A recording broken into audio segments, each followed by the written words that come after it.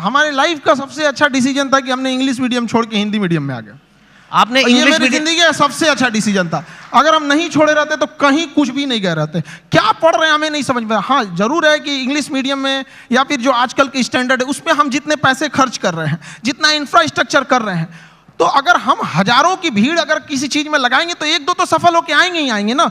लेकिन एक ये भी तो देखिए हमने कितने उसमें लगाए और कितना आउटकम आया यहाँ पर।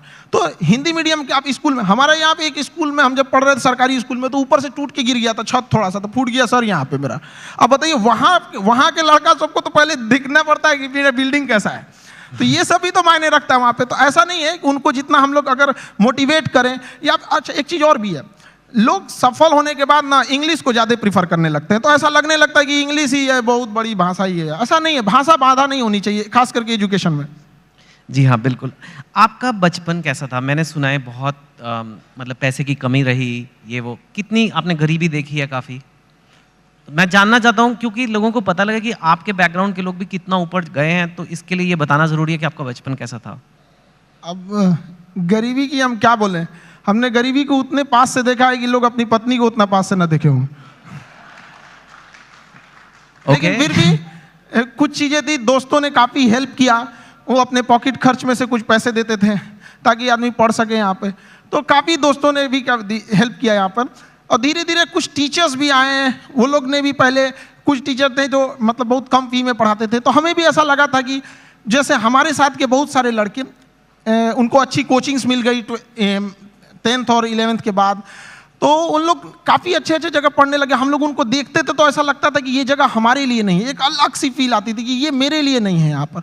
तो फिर जब हम लोग टीचिंग में आए तो हमने सोचा था कि भाई कोई भी गरीब से गरीब लड़का के लिए वो बड़े से बड़ी शिक्षा ग्रहण करने के लिए सपना देख सकता है और उसका सपना पूरा होगा। Very nice.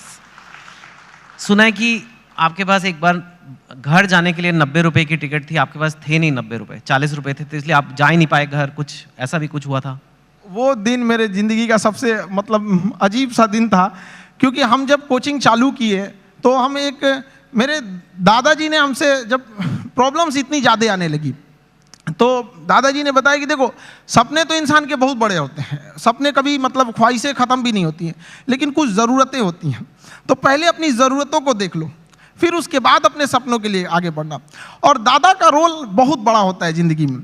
एक पोता के लिए उसकी ज़िंदगी का पहला दोस्त उसका दादा होता है, और एक दादा के लिए उसकी ज़िंदगी का आखिरी दोस्त उसका पोता होता है।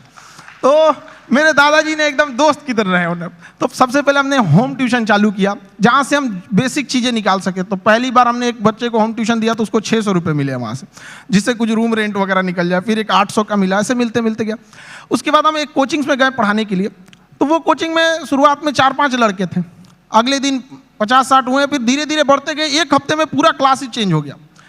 तो हम पढ़ाने लगे, कोचिंग बहुत अच्छे चलने लगी।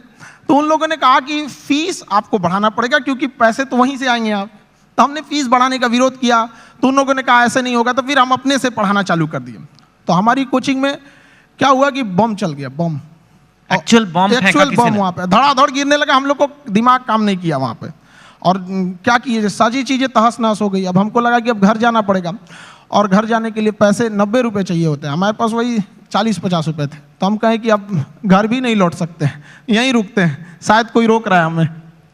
वाह। तो जहाँ 40-50 रुपये की बात थी, मैंने सुना है कि आपको अभी थोड़े दिन पहले ही किसी एजुकेशन कंपनी ने कहा कि आप हमारे साथ आ जाओ नौकरी, और इनको जॉब ऑफर मिला, यू कैन से, एक तरह से। एंड वो जॉब ऑफर था 107 करोड़ रुपए का।